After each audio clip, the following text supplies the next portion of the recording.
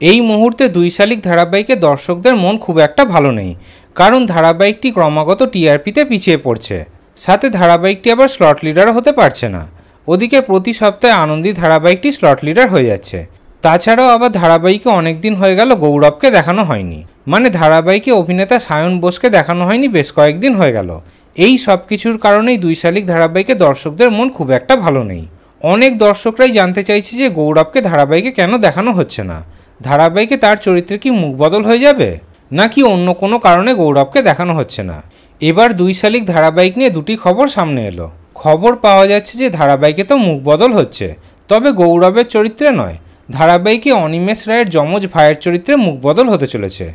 ওদিকে গৌরবের চরিত্রে কিন্তু সায়ন বসুই অভিনয় করবেন, আর ধারাবাহিকে তাকে খুব শীঘ্রই দেখানো হবে।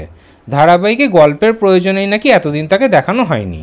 খুব শীঘ্রই দর্শকরা আবারও দুই শালিক ধারাবাহিকে গৌরবের চরিত্রে অভিনেতা সায়ন বোসকে অভিনয় করতে দেখতে পাবে। তাই দর্শকদের মন খারাপ করার কিছু নেই। তাহলে এই খবরটি শুনে আপনাদের কেমন লাগলো কমেন্টে অবশ্যই জানাবেন।